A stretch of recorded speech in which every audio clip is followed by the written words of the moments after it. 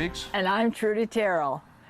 And we're here today to share with you about a new program we're starting. It's called On the Scales, Weighing In with Model Railroaders. And we decided that if it's on the scales, and railroads have different scales, we were going to start with the biggest scale we could find around here, which is a 3-foot gauge. And we're here at the Nevada County Narrow Gauge Railroad Museum to do just that. This is a program we're going to be airing every other month starting in January. We'll have different things to show you, so please tune in, and we're going to have a lot of fun. So let's get the show on the road. Here we go. Here we go. Thank you.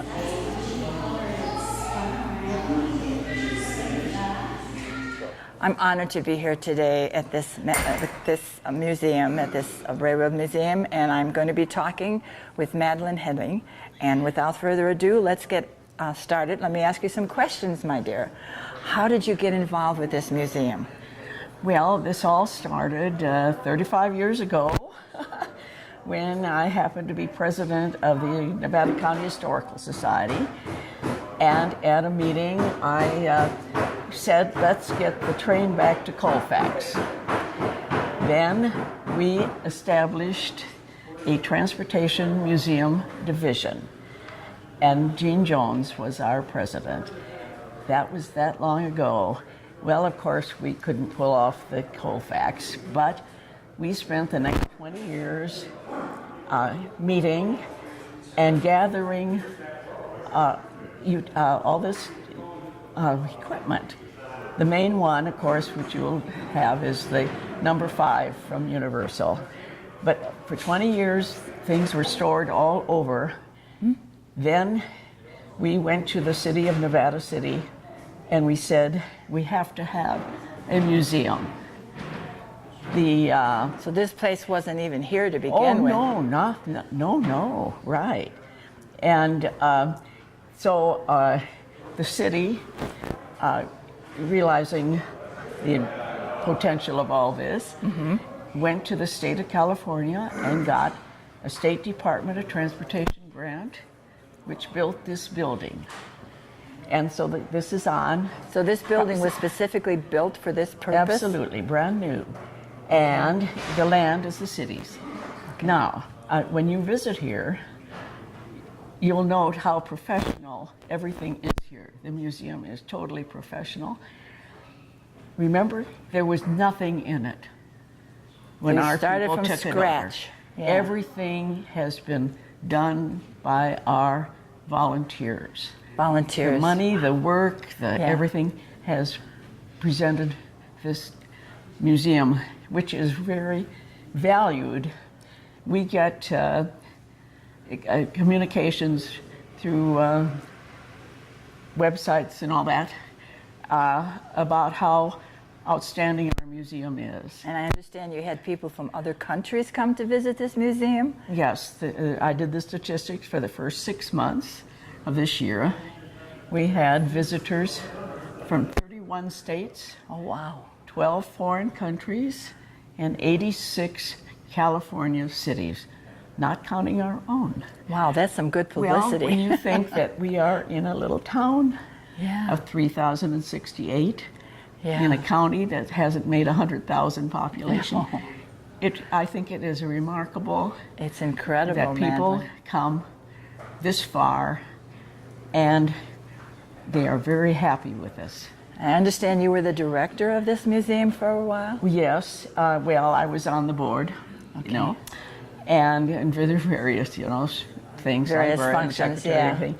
And then when our director, John Christensen, was called into the military and all, then I was president or director the last 12 years. Okay. The last 12 years I stepped in there. Can you share a little bit about this wonderful thrift store, Madeline? Well, this is really essential to us.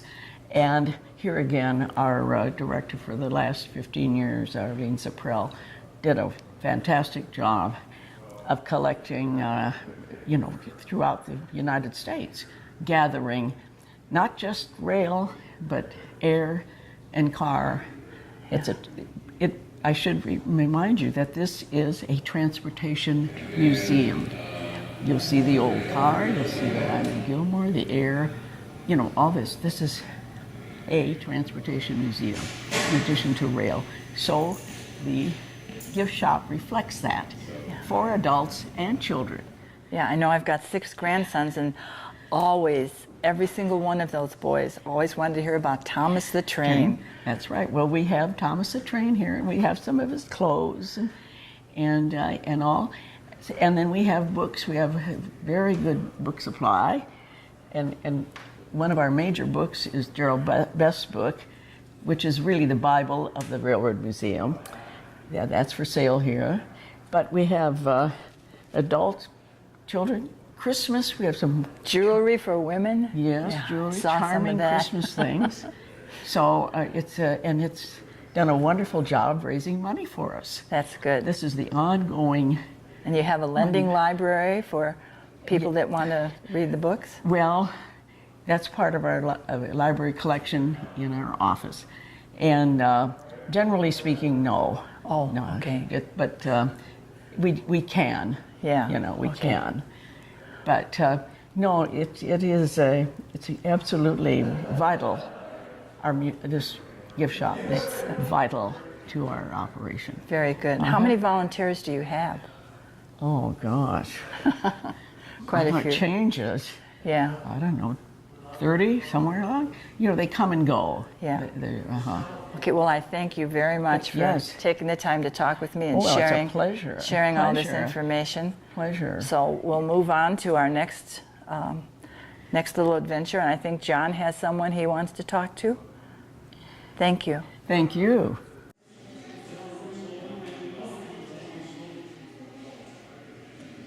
Well, here we are inside the main room of the museum and standing in front of Nevada County Narrow Gauge Railroad engine number 5, steam engine. It was always fired by wood. And standing here with me is the current director of the museum, John Christensen. Good morning, John. How are you? Good morning, John. I'm great. Well, Thank you. that's good. Welcome. Well, thank you. And what can you tell us about how you got into trains? Was it like in childhood or? Well, very early, actually, I was born and raised in Richmond, California, and Okay.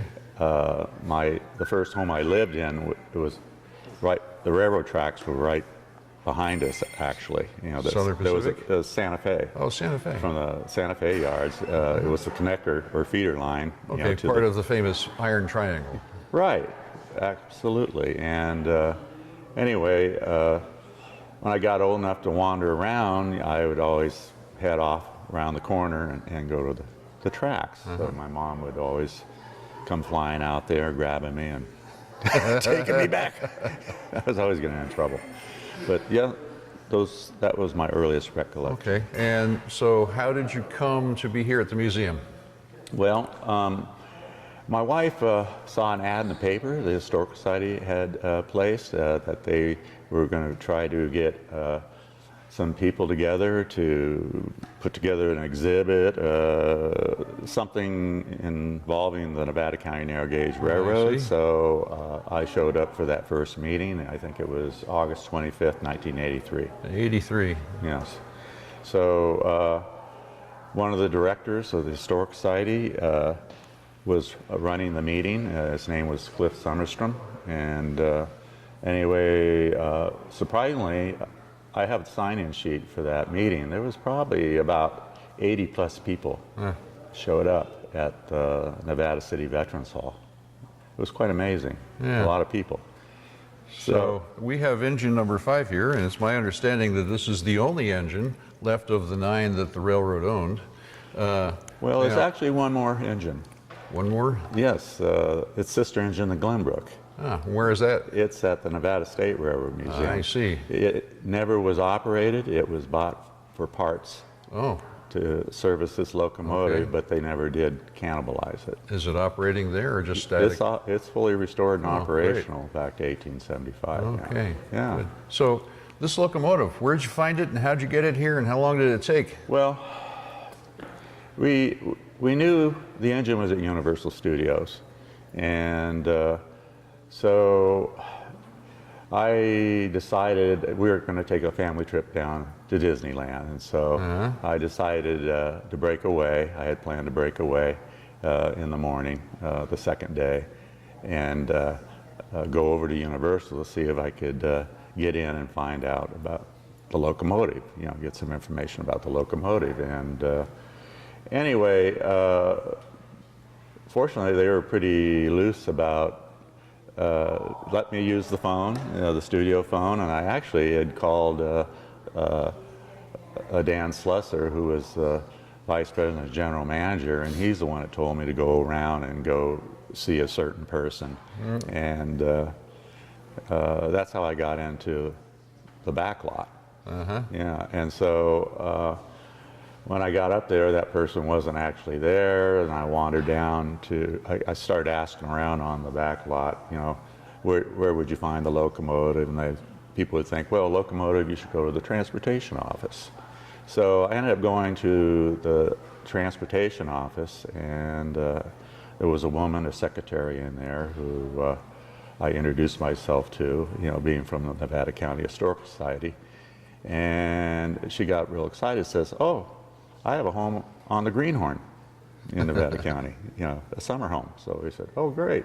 So she got me a driver and a truck, and they drove me out to the locomotive. And there's when I first saw the locomotive, took photos. And then when I got back home, I started a publicity drive to get the locomotive back. And that involved writing to California senators, congressmen. I had letters sent by Nevada City and Grass Valley So it took a few boards. years. No, actually, from the time I started, it was probably May '84. We picked up the engine in May '85. So we did it within a year, which is pretty where, darn fast. Where did you put it when you got it up here? It went into a building at the Nevada City Public Works Yard Okay. on Zion Street, which is across from SPD. And there's where it stayed for, about 2 years. And that's where we cosmetically restored the engine and rebuilt the tender body. Yeah. So now I hear you have plans to resurrect this locomotive. As we can see here, live steam, folks. You're planning on rebuilding it and firing this baby up? That's correct.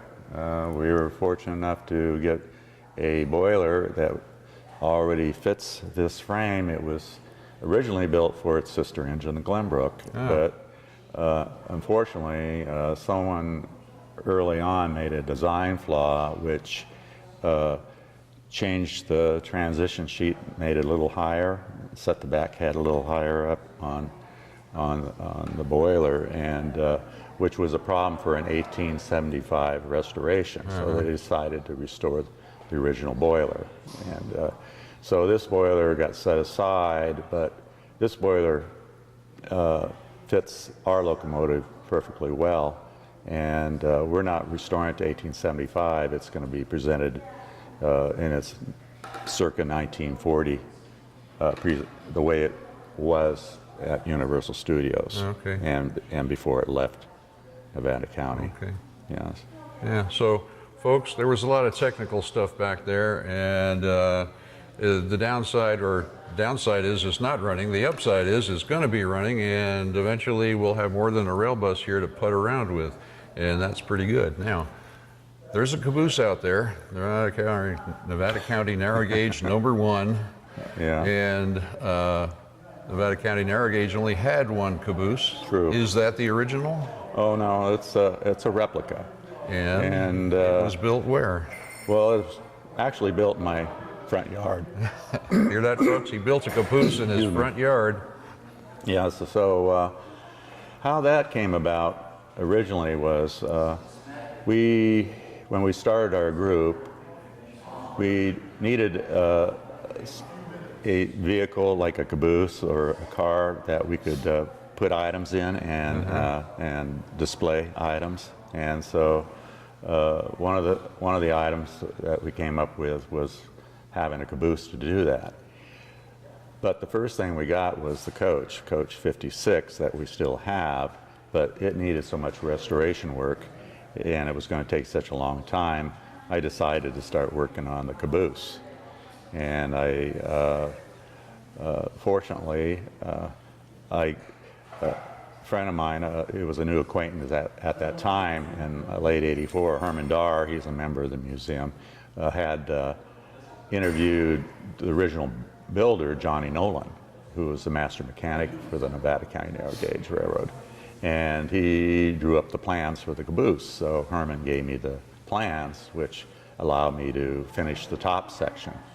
So this was my first attempt at full-scale modeling, so to speak.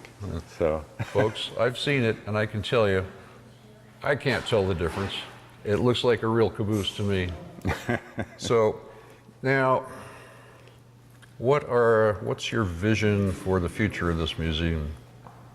well, as you can see, we're constantly doing car restoration, and I figure we have enough projects here for the next 10 years. Okay. The way we're going. At our age, that's a lifetime. It is, and so I've got 2 coaches to restore, and I've got several cars that are still in parts form, that eventually will be rebuilt.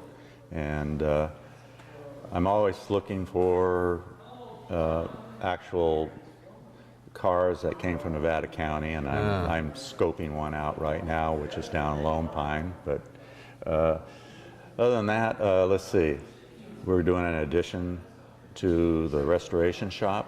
We're adding a machine shop, and so we can get some of that equipment out of the main restoration bay and into a dedicated area where it's safer to work with that type of heavy equipment. All right. Yeah, Great. so- Well, John, thank you very much for letting us come in and film. It's a great place. Ladies and gentlemen, this is like the biggest little museum in Nevada County. So, come on down. It's a great place. Thank you very much. Thank you, John. Take care.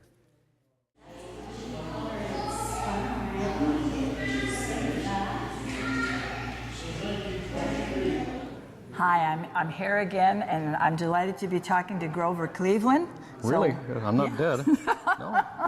Not that Grover. Anyways, tell me about yourself. How did you get involved in the museum, Grover? I've been here for about, I want to say 7 or 8 years. Okay. I started working in the office doing docent work, and it moved on from there. And I understand you're the curator now? I am the curator of this What does little a museum. curator do? That's a good question. What a curator does, a curator is responsible for all of the exhibits and the materials that are part of the collection. Okay, and how do you acquire them? And how we get them is part of the job too. Oh, We take them okay. in as gifts, we go out hunting for them, and we do something which is a strange term called an accession. A session means you formally take it in and you measure it and you photograph it. And then we also deaccession. Deaccession. Okay. I didn't invent that word. Okay. It actually does exist. It means getting rid of things we no longer need, Okay. things that aren't appropriate. Do you have things donated, or are they on loan to you? We have a few things on loan. This car behind us is on loan. Oh. This Sheffield motor car. Oh, okay. That's on loan. There are locomotives that are on loan, and other than that, things are donated to us. Okay, do you have a file, a record of keeping track of who gives you these things? Several books. Oh, really? Okay. And we thank them immensely for giving us Oh, these things. very good. Okay, and what did you do before you became the curator of this museum, or volunteered as a docent before you became the curator? I've had a pretty varied career. Oh, okay. Started in Los Angeles. I was a television producer and director, voiceover artist, radio announcer. I've acted in a few films. Oh, very good. And then I taught college for most of my career down there. I taught television production, Very of all things. What fun. Oh, Came up we are. here, and I went to work for Grass Valley Group, and I became a television systems engineer. Oh, very good. And how long have you been doing that? Well, I retired about 12 years ago, so I was with Grass Valley Group and another video company for about 25 years. Oh, wow, what fun. Okay, the next question I want to ask you is, what projects are you working on now? Do you have a particular interest in, like, I know it's about the trains, but what other projects are you working on Well, here? we are, as you know, ridiculously busy. Our rail bus has brought in so many people. We're trying to train up new people to be docents. We're trying to reorganize some of our collection to make it more accessible to people, which is what a curator does. Do the people understand what they're seeing? Is it placarded well? Are the docents talking about it properly? Do you have a handbook for the docents? Like We if do. you have a new docent? Jim is building a new handbook for the docents, and they go through training. Okay. We don't care that they're 100% accurate, but we want it to be close.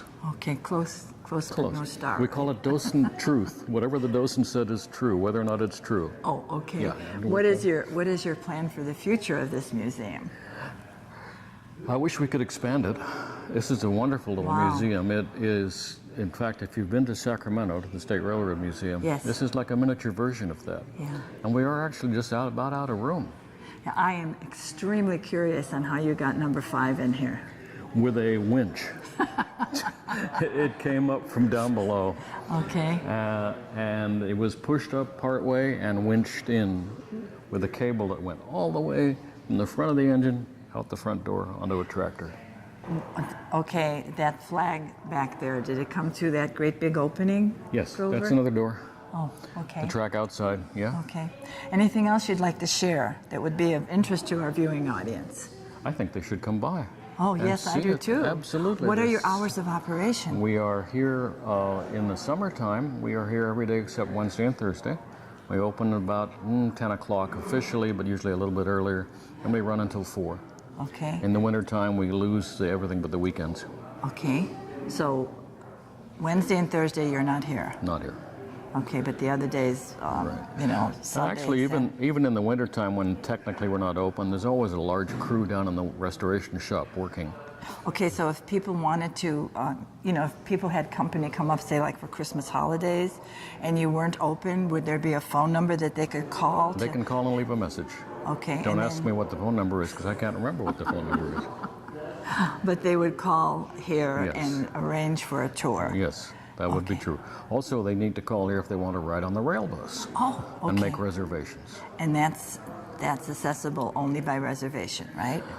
I would advise it because the rail buses have been absolutely packed. Okay. And how do you fund this place? What? Donations Okay. And the donations are and from sales of hats in Oh. the gift shop and very few grants. We don't get very many grants. It's actually all donations and rail bus donations. Very good. And your publicity is wonderful. thank Talking you. to Madeline earlier, 31 countries, and I mean, it's incredible. We have a website that I maintain. Yeah. The website brings in a lot of visitors. Yeah, that's incredible. We had Oh, 1,800, 1,900 visitors last month alone. my goodness. Walking That's in the door. incredible. Well, thank you, Grover. I You're most really welcome. appreciate your Sure. time, and thank you for what you do. Thank you. Appreciate that. It's fun. Okay. Thank you.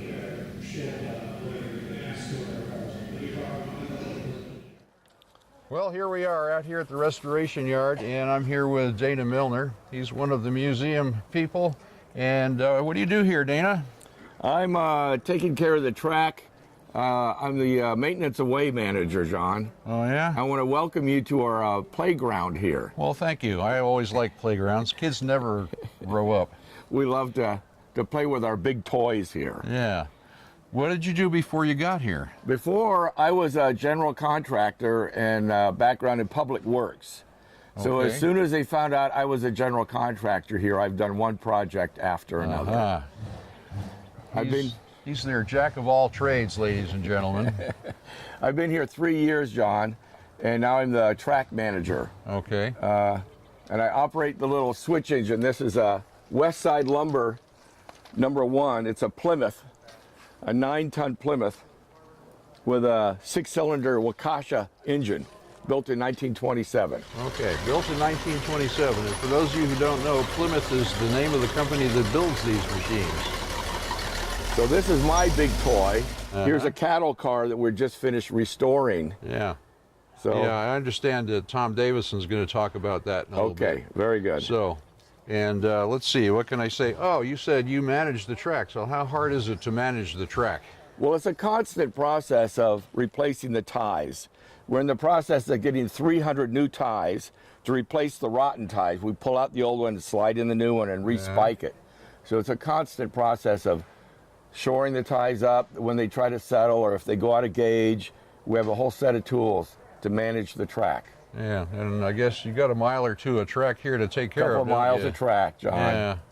I'm looking for volunteers from Volunteers? Lake Wildwood to come up and help us. Well, you never know. You may find one or two at least anyway. Some might even have railroad experience. Who knows? We need the young guys that are over the Yeah. age 60. Oh, the young guys who are over 60. Yes.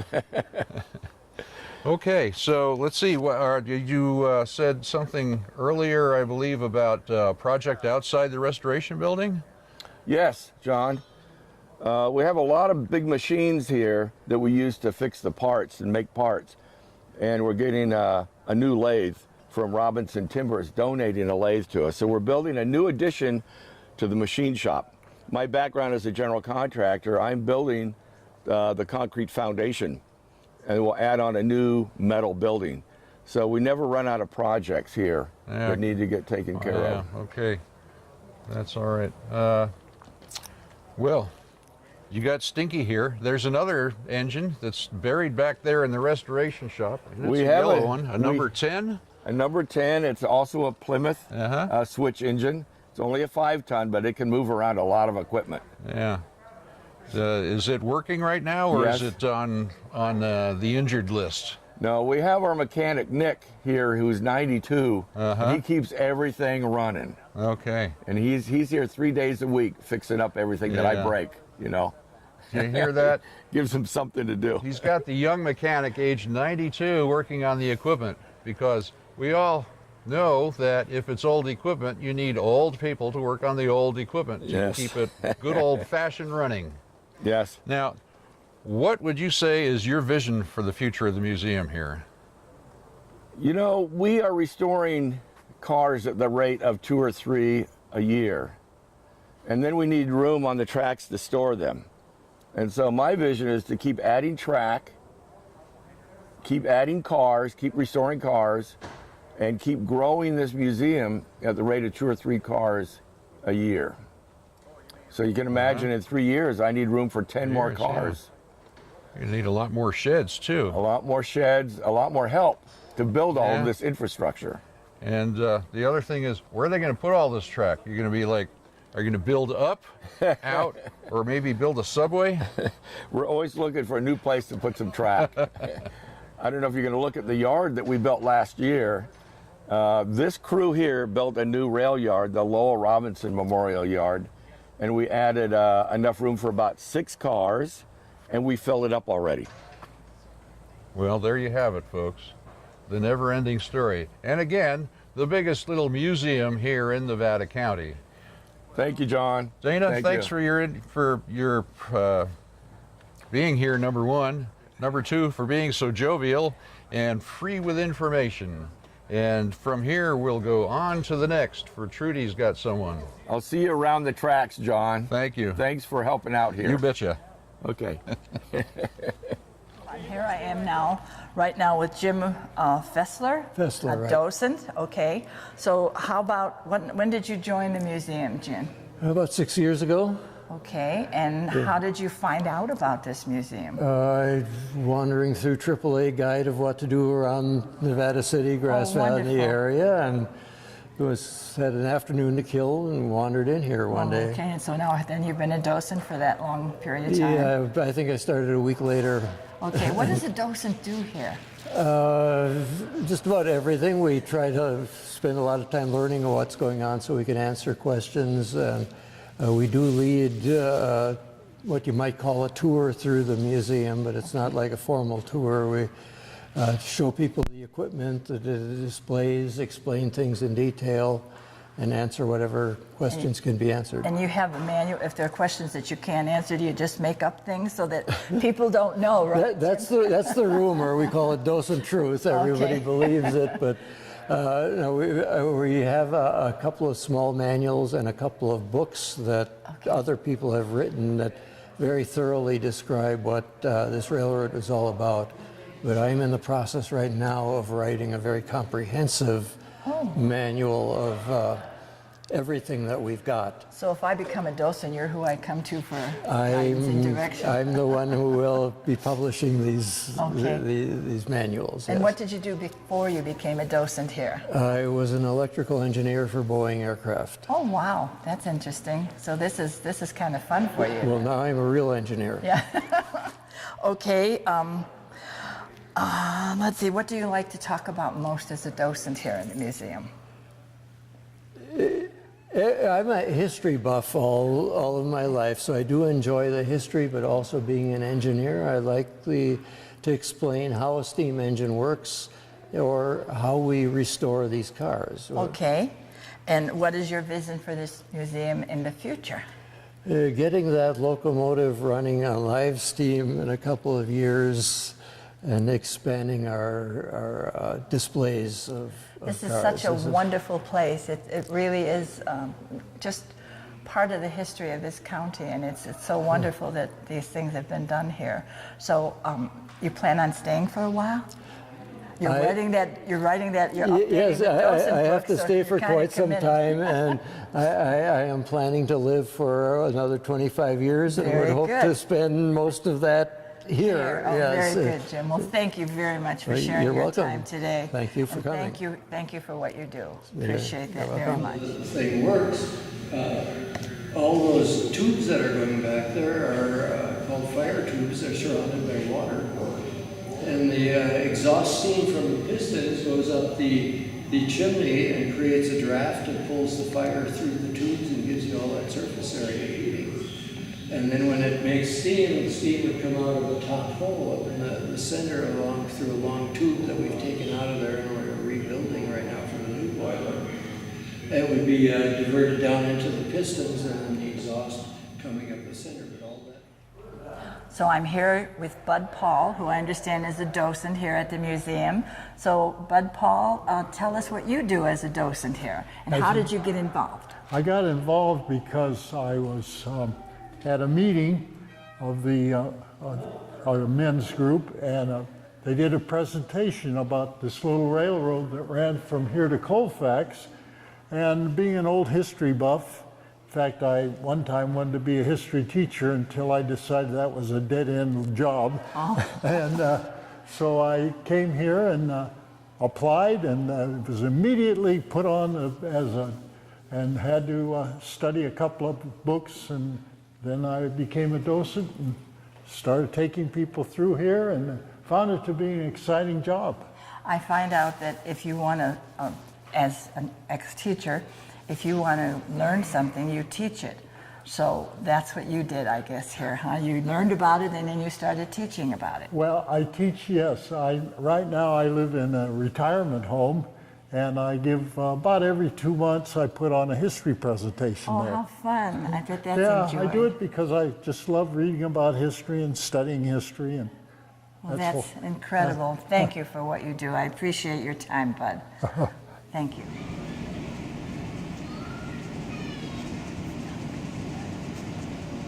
Here we are, folks, in the very far back end of the restoration shop. If we went any further back, we'd roll down the hill into the forest. Don't want to do that, so we're going to stay here at the tabletop where most of the signs and painting of signs and whatnot occurs. And here with me is Gary Hopkins. He's our master sign maker and master scroller of artistic things on the sides of cars and whatnot. Gary, how are you today? actually I'm excellent. Excellent. Well, good. That's a good thing to hear anybody of our age to say. So, you do signs, Gary. What did you do? Did you do signs before you came to the museum? Well, absolutely. For many years up here, about 20 years, I was co-owner of a sign company up here. I did graphics. I did graphics when I was in LA, when we lived there. So I've got a background. This is what I like to do. This is what I love to do. And how is it that you came to be the sign painter for this museum? Well, that's kind of an interesting story because Ken, our rail bus manager, this was actually 3 years ago in April of 16 when he called me up because Ken had gone to the sign shop and asked for some help lettering and striping the newly restored 97 rail bus. And so my former partner at the sign company immediately called me and said, Gary, why don't you come out of retirement, go over to the museum and talk to these people. He says, I think you'd like to do that. So sure enough, I did, and I lettered and striped the number 97 rail bus, and I've been here ever since. All right. Now, we've been rudely interrupted by an intercom from our co-host wondering, where are we? And we're not going to tell her. Okay. So let's see. I run my train of thought. You talked about that, and do you do other things other than the signing? Well, yes, around here, you know, I'm a very mechanical person. I've always had classic cars and things like that. So I basically take care of most of the maintenance on the 2 rail buses. I also completely rewired both of those. Built new dashboards for them.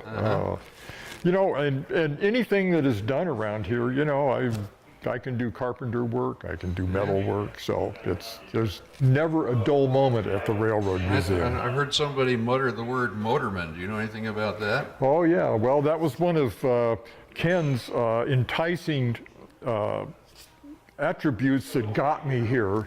He says, well, you can make signs, but would you like to learn to drive a rail bus? And how could you not want to run a rail bus? So that's what I say. So anyway,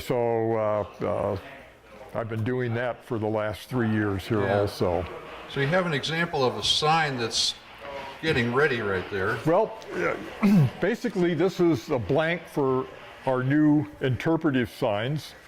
That's it. There you go. Now they can see it. And when I first joined the museum, one of the things I noticed, I'm a real fan of the Sacramento State Railroad Museum, and we didn't have a lot of signage in our museum. We didn't have a lot of where people could walk in and just get the information maybe that they were looking at. So anyway, we came up with this design, and Ken has actually built us a table. We actually have a graphics department now, and we've completed about 10 of these. I've got another 8 in the works. We just keep them going. Pretty much everything here in the museum is going to have a plaque giving a brief history and whatnot. Well, yeah, maybe even the people, if we can get them to hold still long enough. Docents will be walking around with plaques on. Vintage. And we have a sign here. Yes, this is. Can you explain what this is for? This was recently completed. This is for our new shed down here. Lowell Robinson is a very well-known figure in our county. He recently passed away, and so we've dedicated our storage bin or storage shed out there to Lowell. And we had a ceremony here and with his family and things, and so. Oh, all right. And it's not just stuff like that, but folks, here you go. Here we go. This is just a tool rack, but that's done here too. Right. This is just for storing drills. So since we have, since I've been here and since Ken's gotten this little operation going here, if somebody needs something lettered or we need something very specific in here, it comes right here and we do it in-house. And you've even done the sign that's at the entrance to the museum park. Yes, yeah, that was my second project when I got here. They had a 4x8 construction plywood sign out there and a couple of posts. And I said, well, let's have a monument sign out there. So at the time, I had come up with a new design and presented it to the people here. And with our very talented carpenters and other people here, we constructed the sign, and there you go. All right. So what do you think your vision of the future for the museum is? Well, in my 3 short years here, I can genuinely say the museum will grow.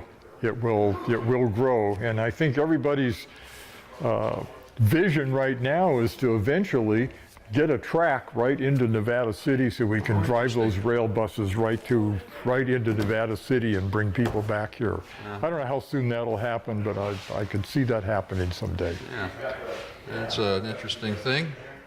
A fly buzzing in my face. One of my fans. I got a big fan club. Flies love me. I don't know why. Maybe I should take a shower more often. Anyway, that's it for here. I got to go up the hill and interview Ken over at the rail bus. Gary, thank you very much for your time. That's my pleasure. Thank you very much That's for my your pleasure. sign work. And keep up the good work. We'll see you on the rails. Okay. Here we go. Yeah, nice fiberglass door. What do we got on that side? We're coming back down? Here I am at the stock car with Tom Davison, and I'm honored to be talking to you, Tom. Can you tell me how you got involved with the museum? Well, I was volunteering at the Empire Mine and was from the blacksmith shop and was sent over here to use the saw here. And when I saw what was going on, I wanted to be part of this too. Very good. So how long have you been here? For about 6 years now. And it was in the summer. I know the blackberries were very prevalent at that time, and that was my first job working on them, yes. Very good. And I understand that you do restoration work. Can you tell me a little bit about that, please? Yes, yeah, I've been involved in the two wooden cars that we see here, the stock car as well as the block car behind it, which were dating back to the turn of the century, and do the woodworking and metalworking, welding, heating and bending, and that sort of a lot of the threading of the rods and that hold the body together of the car. So yeah, there was a lot of woodworking and a lot of woodworking, metalworking and woodworking. Are you in charge of the restoration, or do you work with a team? No, I kind of work with a lead man, Okay.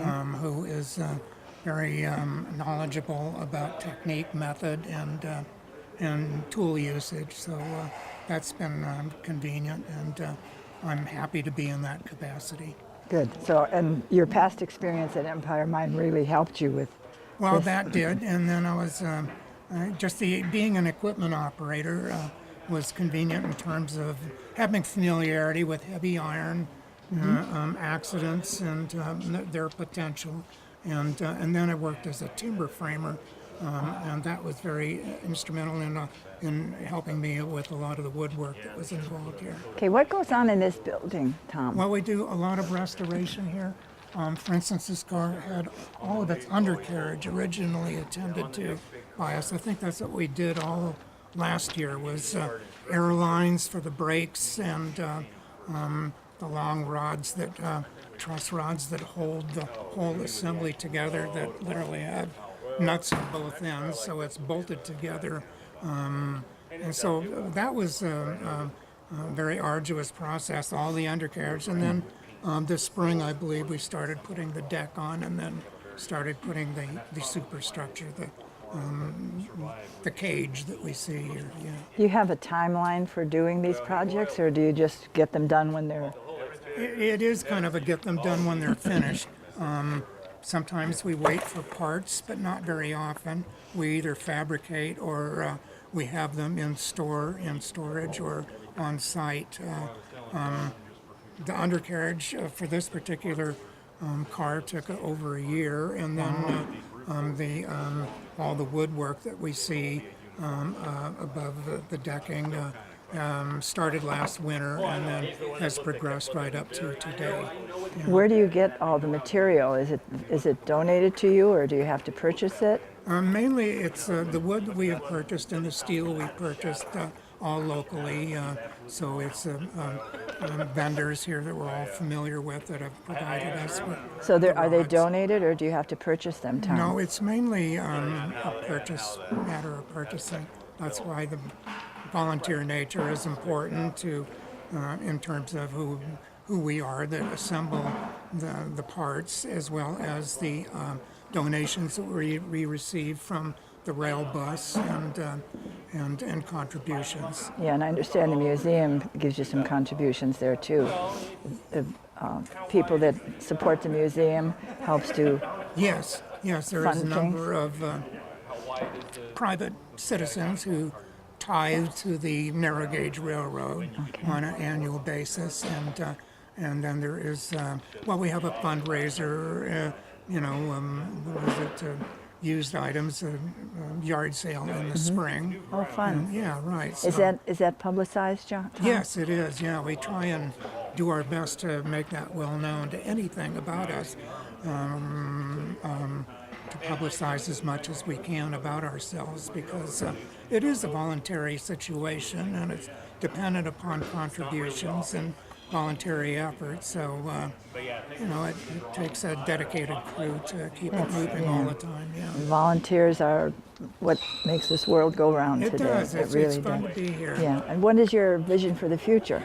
Well, I'm hoping that there'll be more younger people becoming interested in narrow gauge railroad, because we see the little kids in the Thomas the Train, is it, or something like that. But I'm looking for high school and college people, and I don't know as I've seen many myself, or if any of the others have seen any either. Can you go to the schools and talk about this and see if you can't get some of that's those? a necessary thing to do, and a needful thing that needs to occur, is to try and do some recruiting at the high school, especially at the high school and grammar school level. Yeah. 'Cause Yeah, this is- because the kids that are interested in trains, as I shared, I have 6 grandsons, and I used Yes. to read Thomas the Train to them all the time. So even to this day, they're interested in trains. But That's true. I just wished it would sustain itself. The Yeah, interest that- would sustain yeah. itself. if we could figure out how to do that, it would just really be fun. But thank you very much for giving me some time, and thank you for what you do, Tom.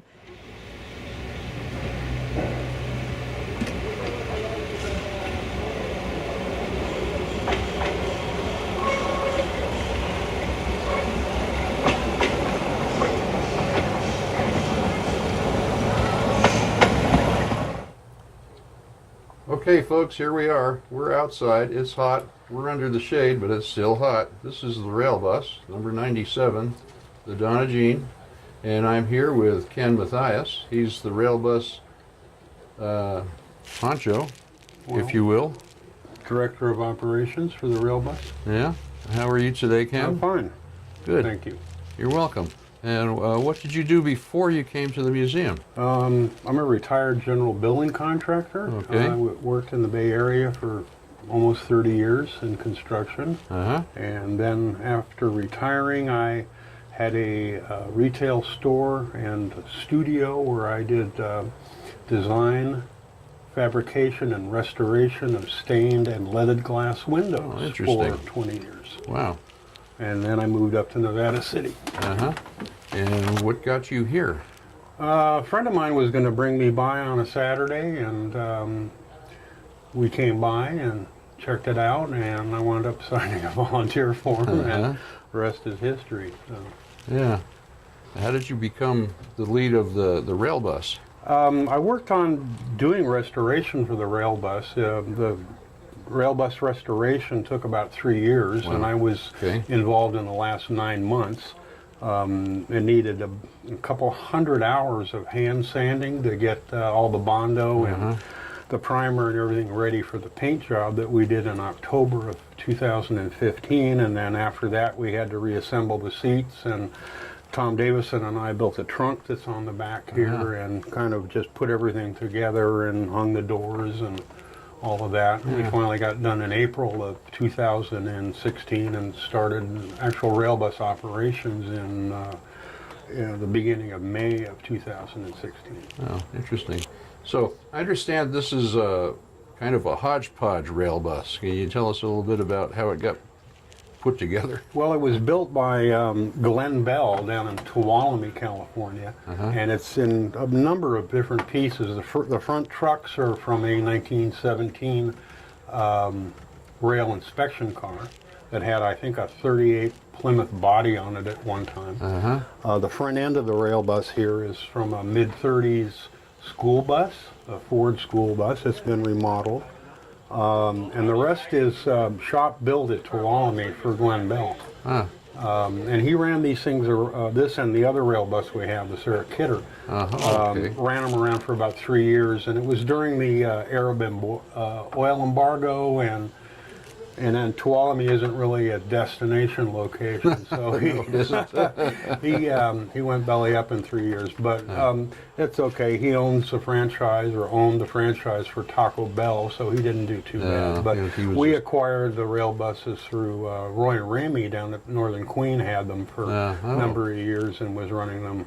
So we picked them up and did the restoration on both buses. And a fine job you did. Thank you. Now, this bus, number 97, is named Donna Jean. How did that name Well, come to Donna be? Jean is our director, John Christensen. That's his wife's name. And just by chance, the very first restoration project that he did was to build a replica caboose, an NCNGRR caboose. Yeah, we talked about that. Yeah. So he built that in his front yard, and it took him 3 years. So we figured that we should name the rail bus after his wife for her putting up, his building a caboose in the front yard. So that's the story on that.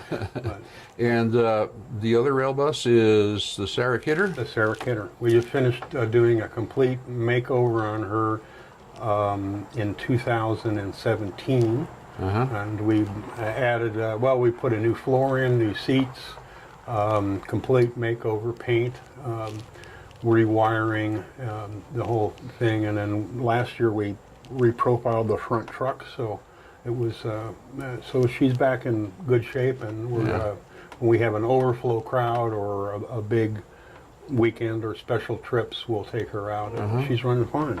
So Now we have the capability of, we take about 22 people in this bus, and the Sarah Kidder can handle 14, 16 people very comfortably.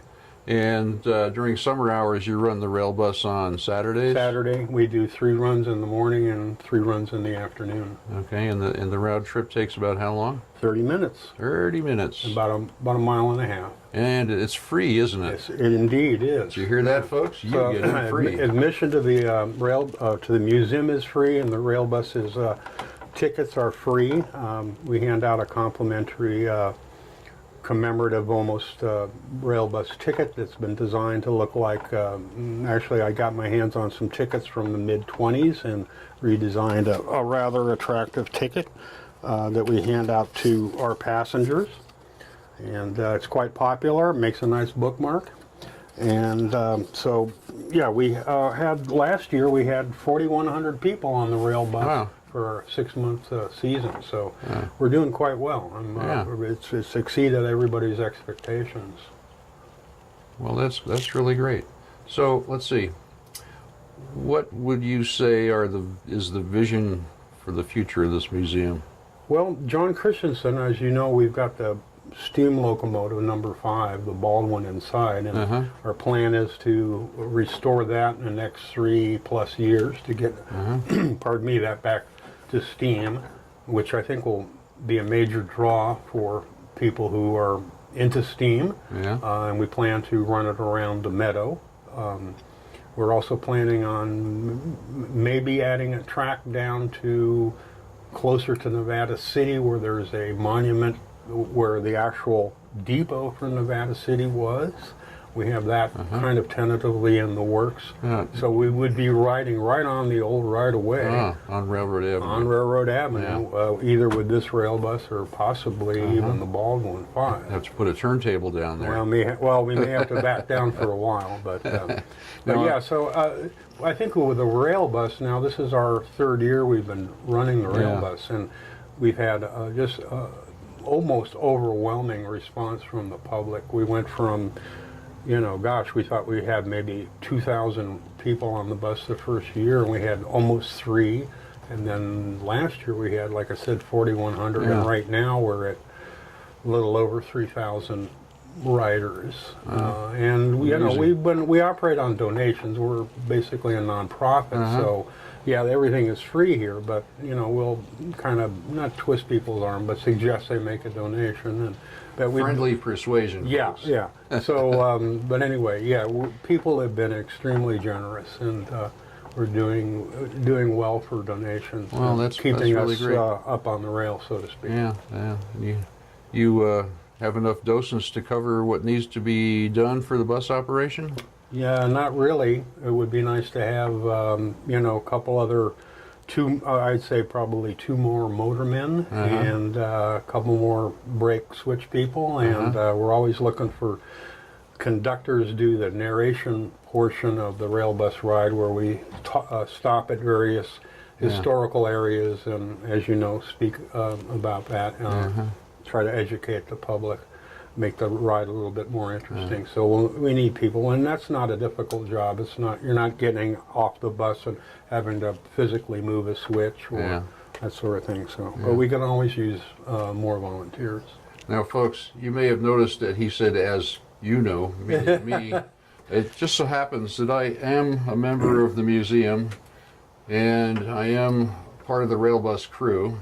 And you do all 3 disciplines. I drive. I run the bus. I do operate the switches, and I stand on the sideboards, and I spout all kinds of tall tales about stuff, and it's a lot of fun. And it's believable too. Yeah, and that's how well I lie, folks. Everybody believes what I say, and it's really a great experience. And again, this here is the biggest little museum in Nevada County. It's a great place. It gets better every time I come back. And the important thing is, aside from the donations, you get in free. And Ken, I want to thank you very much for having this interview with me. Enjoyed it. And being down here and sharing the bus with us in the whole museum. And I'm sure things will go well. Okay, well, I look forward to having your crew a little later on today. We'll give them a ride down around the meadow. Yeah, thank you. Okay. And there you have it. We'll see you later. Okay, folks, that's the show. We hope you enjoyed it. It's a great place to come. We got a lot of the people that we interviewed here. We got John Christensen, Gary, and Jim, and Ken, and Dana, and Les, and John, and Rich, way back there behind everybody else. And Tom was here too, but I don't know where he's Tom at had now. to go home, so he's not here. And I want to thank the entire museum staff for helping us make the show. And we hope you all enjoy it when you see it. Trudy? We've had a lot of fun, so come on out here and see this wonderful place. It's a gift to our community. And also Madeline Helling, Oh yeah, Madeline. who was quite instrumental along with everybody else here in getting this thing here. It's amazing how they started with nothing and have all these beautiful things that they've done and all these wonderful people that have contributed their own volunteer time to making this place what it is today. So thank you, each and every one of you, for what you do. And thanks to our cameraman and our editor, Yeah, they're extremely patient people they are. Patrick and Kent. So with that, I'm going to say 1, 2, 3, and we all do the obligatory all aboard. Are you ready for this? 1, 2, 3, all aboard! Until next time, have a wonderful, blessed day. That's it. Ta-ta Thank you, for now. gentlemen, one and all. Thank you, everybody. Thank you, John. Thank you, Dana. Hey, Dana. Ken.